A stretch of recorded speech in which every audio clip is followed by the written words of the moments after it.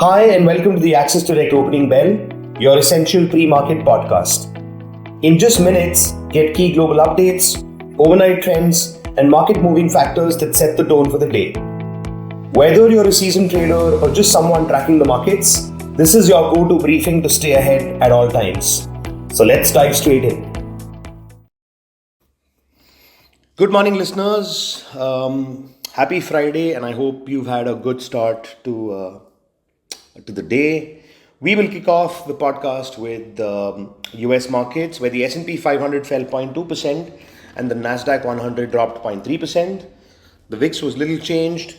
The dollar rose even as the 10-year Treasury yield fell for the fourth successive day. Bitcoin dropped while gold was flat near $3,050 an ounce. Oil rose as the US put sanctions on Iranian crude. And in data from the US, new home sales and labor market readings were better than expected. Coming to the Indian markets, the dollar rupee ended at 86.36 as it fell for the seventh straight session. The pair generated a hammer-like formation on the daily chart with 86.19 and 86.10 key supports from these levels. Rolling on, in the stock market, the Nifty rose 283 points to settle at 23,190. The India VIX fell by the most in nearly a month. Broader indices like the NSE 500, mid-cap and small-cap benchmarks rose but underperformed the Nifty. More than 70% of stocks on the NSE 500 advanced yesterday.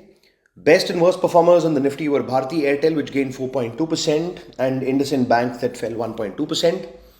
Support for the day lies between 23,030 and 23,115.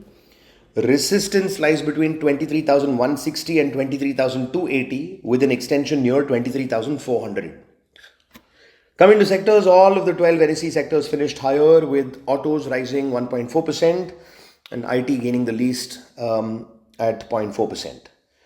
In foreign flows, foreigners invested 3,200 crores yesterday. The month-to-date outflow is now 22,100 crores. In the derivatives market, the Nifty's put-call ratio was flat at 1.16 after accounting for the weekly expiration yesterday, while the Bank Nifty's PCR went from 1.23 to 1.17. Nifty calls added were slightly more than the addition that was seen in puts, and implied volatility rose, which meant people turned somewhat bullish. Options expiring on the 27th of March show a trackable range of 23,000 to 23,500 for the day, with 23,000 and 23,400 defining options-based support and resistance. Talking net index options positioning, foreigners were slightly bullish and retail investors felt very confident, while prop traders were aggressively bearish. Foreigners' net shorts and index futures fell another 17,000 contracts to 111,000 contracts in a continued sign of optimism. In stock-specific updates, HBL Power was at horizontal support while Redington was at trendline support. Astral, Bank of Baroda and GMDC were at horizontal resistance, while Angel One, Aurobindo Pharma and Century Ply were at trendline resistance. Coming to market breadth, 42%, 20% and 18% of stocks in the NSE 500 were above their 50, 100 and 200-day averages. Looking forward to the upcoming session, the GIFT Nifty was up 58 points at 7 a.m.